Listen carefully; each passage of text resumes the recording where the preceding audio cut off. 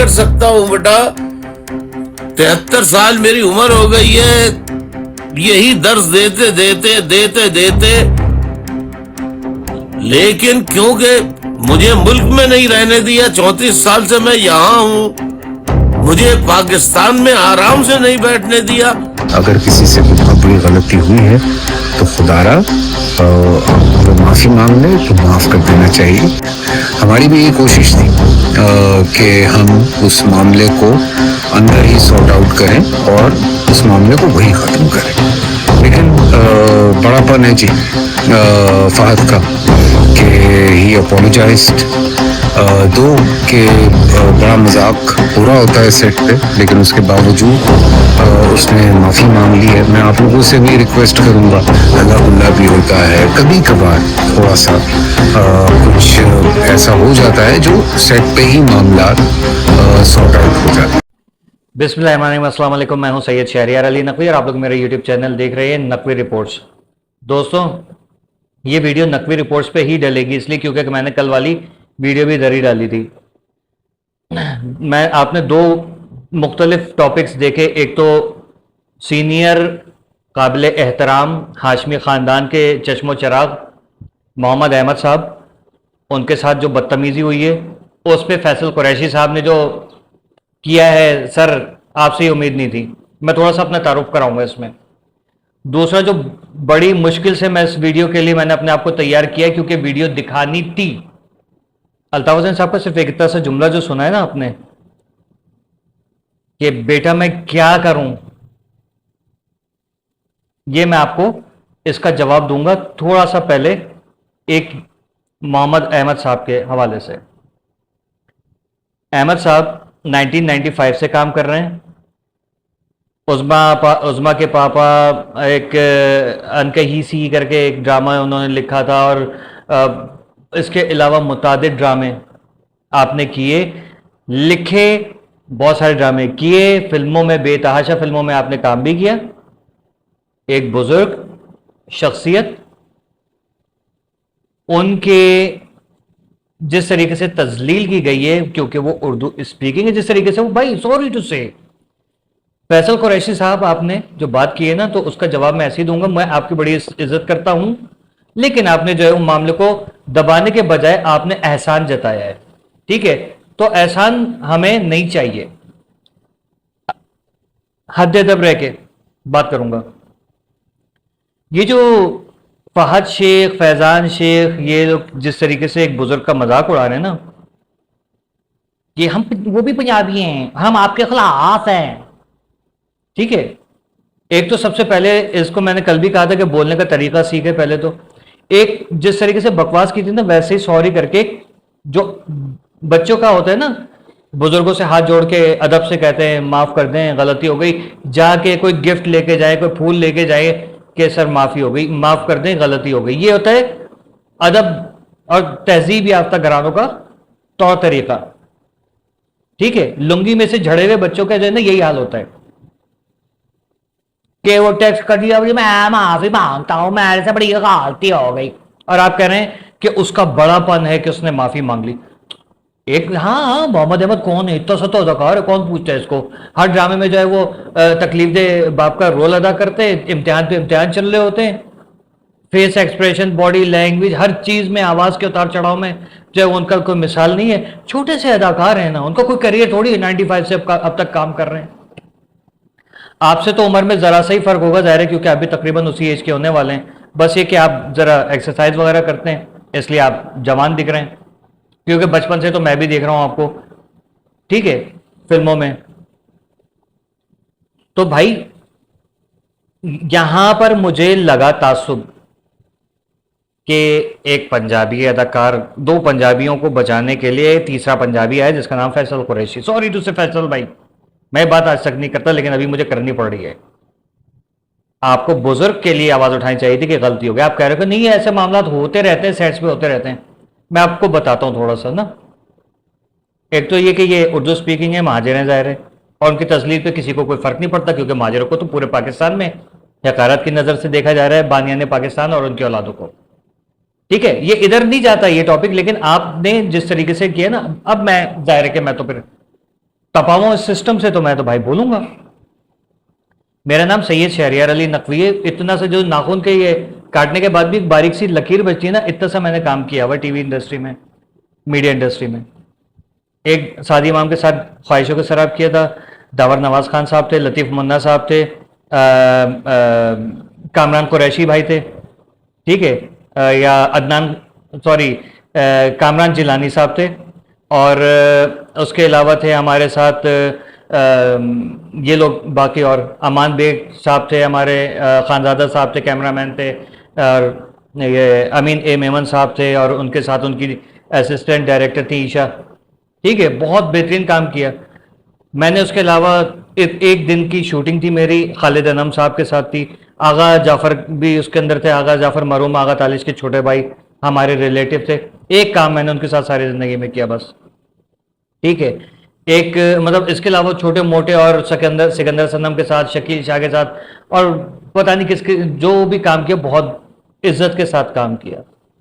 छोटे बड़े हर टाइप के लोगों के, मतलब जो नए नए थे ना, उनको भी देखा। कभी बड़ों से या सीनियर से बदतमीजी किसी की हिम्मत नहीं होती थी। डायरेक्टर और टीम का जो हेड होता था ना, वो ये माहौल ही नहीं करने देता था। छोटे बैठे हो ना, मैंने अयूब पोसो के साथ भी काम किया हुआ है, ठीक है। जिस ड्रामे का प्रोड्यूसर मैं था, उसी में एक इतना सा सिर्फ दिखावे के लिए मैं आया था कि देखूं वहां पर कि हो क्या रहा है, ठीक है। तो बहरहाल हिम्मत नहीं थी बड़ों की तरफ, मतलब ऊंची आवाज में बात करने की। और आप कह रहे हो कि ये चीजें सेट पे होती रहती हैं, ये चीजें सेट पे होती रहती हैं, हमारी तो कभी हिम्मत नहीं हुई। सादी इमाम साहिबा मेरे पास आके बैठी थी शूटिंग के दौरान, हमारा पीटीवी के ही स्टूडियो में शूट हो रहा था। यहाँ मेरे ये तिल उस वक्त बहुत बड़ा था, ये मैंने घोड़े के दुम से जो है ना, उसके बाल से मैंने काटा, ये बहुत बड़ा था ये। तो ये यूं हाथ लगा लगा के कह रही थी ये क्या है, पी पी पी पी। मेरी आवाज नहीं निकल रही थी, हालांकि वो मजाक कर रही थी, हम लोग शूट पे एक साथ काम कर रहे थे। डायलॉग बोलना होता था, आमने सामने बोलते थे, देखते थे।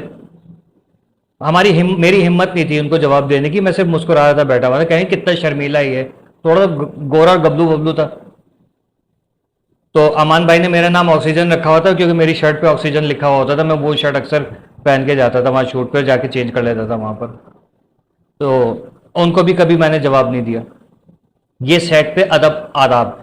अमीन मेमन साहब जो थे, उनके साथ हमारा शूट चल रहा था। इसी का एक सीन था कि जेल की सलाखों का मतलब एक थाना बनाया हुआ था, उसमें जेल की सलाखों के बैक पे बंदे को खड़ा किया हुआ था। तो हमने ऐसी शूटिंग स्टार्ट हुई थी, तो हम स्क्रिप्ट याद कर रहे थे, उसको पकड़ के ना, तो अमीन सर ने ना वो स्क्रिप्ट सर पे मारा ऐसे, कहने लगे बेटा उसको हाथ नहीं लगाओ। मैंने कहा कि सर सॉरी, गिर तो नहीं जाएगी? कह रहे नहीं, गिर नहीं जाएगी, नहीं ये खराब चीज है बेटा, इसको हाथ नहीं लगाइए, इसके असरात बड़े बुरे होते हैं, ठीक है। और उन्होंने ये कहा, मतलब चलते फिरते लेक्चर वो बंदा देता था, समझाता था, ये इज्जत थी। और हमारे पलट के जवाब देने की किसी की मजाल नहीं। मेरे साथ एक और भी लड़का था, हमारी कभी हिम्मत नहीं हुई जवाब देने की। आशान अब्बास टीवी 1 के थे, उनके डायरेक्टर थे, उनकी वाइफ सामने बैठी हुई थी, छत पे शूटिंग हो रही थी, हम लोग वहां पर भी काम कर रहे थे, हंसी मजाक चल रहा था, लेकिन ऊंची आवाज नहीं हो रही थी हमारी। और ये चीज को आप जस्टिफाई कर रहे हो कि यार नहीं वो हो जाते हैं। यार किस तरीके से आप कह रहे हैं कि ये सब चीजें हो जाती हैं और कोई बर्दाश्त कर लेगा? कम ऑन यार, एक बुजुर्ग को आप इस तरीके से नेग्लेक्ट कर रहे हो। ये बुजुर्ग है हमारी, हमें इनकी इज्जत करनी चाहिए।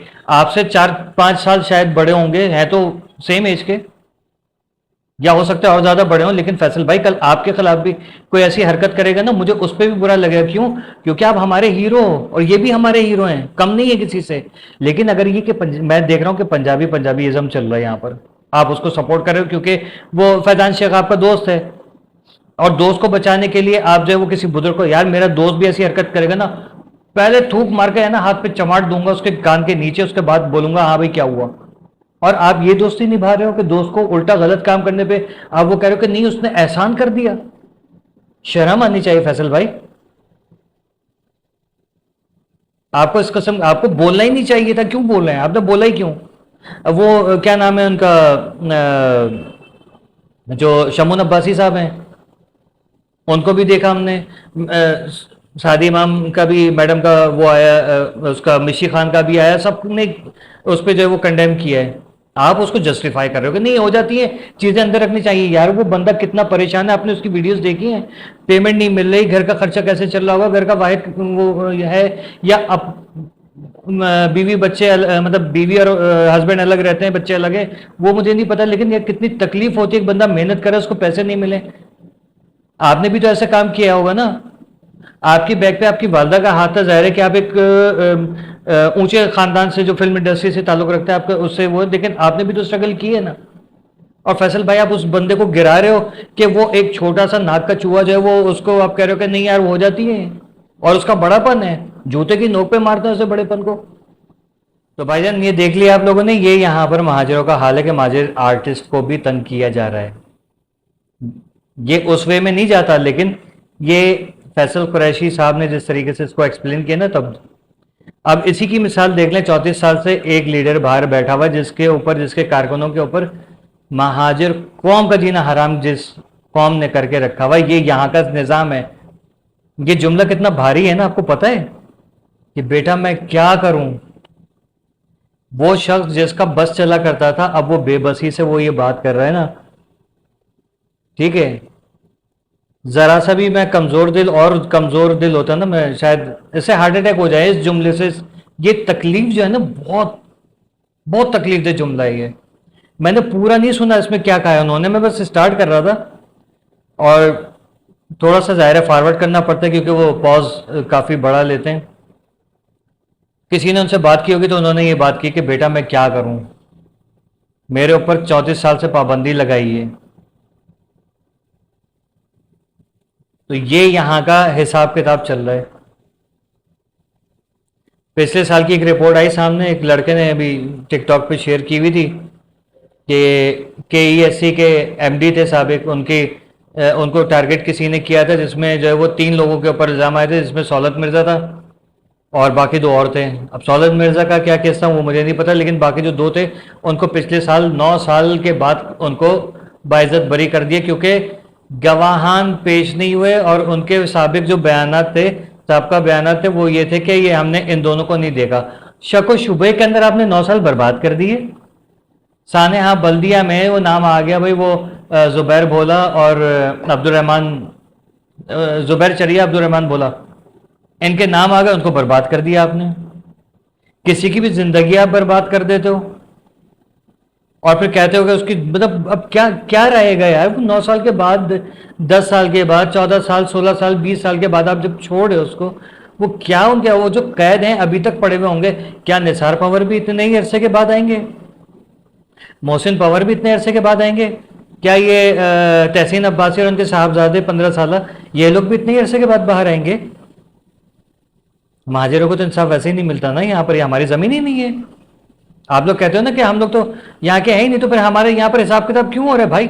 अल्ताफ़ हुसैन साहब, आप लंदन, मतलब लंदन में तो नहीं, बरतानिया में ही कोई ज़मीन देखिए, किसी हुकूमत से क्लेम करें कि भाई मैं, मेरी कौम ख़तरे में है और मुझे जो है ना उसके बका के लिए जो है वो यहाँ पर एक टुकड़ा चाहिए। हम कुछ नहीं करेंगे, जो वहाँ का कानून होगा वही होगा।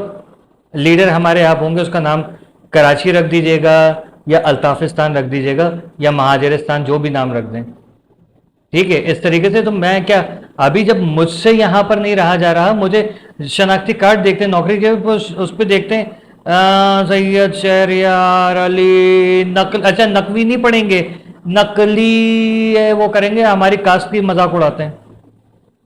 पीछे कहां से हो? पीछे तो वहां से, अरब से नहीं। अरब के बाद कहां थे? अरब के बाद सब्जवार में थे, ईरान नहीं। उसके बाद कहां थे? इंडिया। हिंदुस्तानी हो, भारतीय हो भाई, पाकिस्तानी है, यहीं पैदा हुआ हूं नहीं, पीछे से तो वहां से हुए ना। ये तासुब भुगत रहा हूं। कुछ जगहों पे तो शनाख्ती कार्ड देखते हैं, वहां यूं रखते हैं, मुंह उधर कर लेते हैं, ये खबीस मेरे शहर में आके, और उसके बाद हमें यहाँ पर जीने नहीं दिया जाता। कहते हैं हाँ भाई तो मैं क्या करना है, आना है, मुझे रखना है, आप जॉब पे नहीं रख रहे, जवाब ही नहीं देते, सड़ाऊ मुंह बना के उधर। जिनको उनके गांव के अंदर अपनी अम्मा की बाजी की कमीजें पहन के ये लोग जो है वो सौदा लाने, सब्जी लाने जाया करते थे, यहाँ के कॉटन के सूट पहन पहन के घूम रहे हैं, और हमें बोलते हैं जाओ। नहीं है, ये मैंने झेला है, बार झेल चुका हूं, बहुत झेले हैं। मेरे ही शहर में फैक्ट्रियों में जॉब पे, नहीं यार हम अपने लोगों को रखते हैं। मेरे ही शहर में यहाँ के बहुत सारे ऐसे रेस्टोरेंट हैं जो आपने शायद मेरे व्लॉग में भी देखे होंगे, कहीं और भी देखे होंगे। नहीं यार, हम लोग सिर्फ अपनी जबान वालों को रखते हैं। या माजिरों के साथ हो रहा है, यही वो माजिर एक्टर के साथ मोहम्मद अहमद के साथ हुआ, ये मेरे साथ हो रहा है, ये अल्ताफ हुसैन के साथ हुआ, ये उबैद केटू के साथ हुआ, ये फलाने के साथ हुआ, फलाने के साथ, फलाने के साथ, ये पूरे माजिर कौम के साथ पूरे पाकिस्तान के अंदर हो रहा है। और उसके अलावा सिंध के जो मासूम लोग हैं उनके साथ, मतलब माइनॉरिटीज़ के साथ यही हो रहा है। बलोचिस्तान ये पीपल्स पार्टी खा गई, सिंध पीपल्स पार्टी खा गई, कराची को नोच रही है अभी भी, ठीक है। कश्मीर लूटने ये लोग चले गए हैं, पीपले पटवारी। केपी के तो इसलिए नहीं बनेगा क्योंकि केपी के अंदर जो अगवानियों की हुकूमत आई है हमेशा, और अगवानी जो है वहां पर क्या काम कर रहे हैं सबको पता है। केपी के वाले खुद नहीं निकलेंगे, उनको कराची है, इस्लामाबाद और लाहौर मुल्तान वगैरह भागने को होता है, या बलूचिस्तान के पेशावर वो कोयटा वगैरह भाग जाएंगे, ठीक है। लेकिन अपने सूबे को वो लोग सही नहीं कर पाएंगे। क्यों? क्योंकि वहाँ का निज़ाम ही बड़ा गलत चल रहा है। मैं तो बचपन से ही देख रहा हूँ। लेकिन दो लोग आवाज़ उठा सकते हैं, मैं आवाज़ नहीं उठा सकता। मैं आफाक अहमद के जलसे में चला जाऊं तो मुझे काड़ी निगाहों से देखेंगे, मैं मुस्तफ़ा कमाल के जलसे में चला जाऊं मुझे काड़ी आंखों से देखेंगे, ठीक है।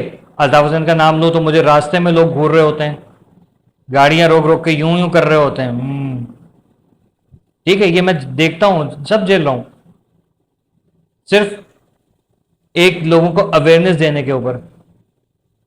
तो बताएं हम लोग क्या करें? आप बरतानिया में एक छोटा मिनी पाकिस्तान या मिनी कराची बना लें, हम सारे उर्दू बोलने वाले जितने भी सिंध के अंदर या पाकिस्तान में कहीं भी हैं, हम उठ के वहाँ आ जाएंगे। जब हमें यहाँ रहने ही नहीं दिया जा रहा, हम वहाँ पर नया पाकिस्तान बना लेंगे, बिल्ड करेंगे, उसको तामीर कर देंगे, या पाकिस्तान 2.0 नाम रख देंगे उसका। क्योंकि पाकिस्तान बहुत पाक धरती है, लेकिन यहाँ गंदे लोगों की सियासत और गंदे लोगों की इजारादारी कायम है।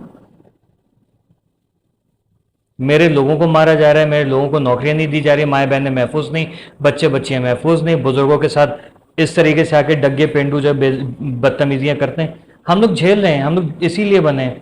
क्या हम वहाँ पर अपनी फिल्म इंडस्ट्री, ड्रामा इंडस्ट्री नहीं बना सकते? बहुत अच्छे बना सकते, जब भी तो लोग यहाँ रहे हैं। हम अपने फैक्ट्रीज वगैरह वहाँ नहीं लगा सकते? क्या ये PIA वगैरह जो है इसके मालिकान ये सब वहाँ नहीं आ सकते? अकील करीम डेडी वगैरह वहाँ नहीं आ सकते?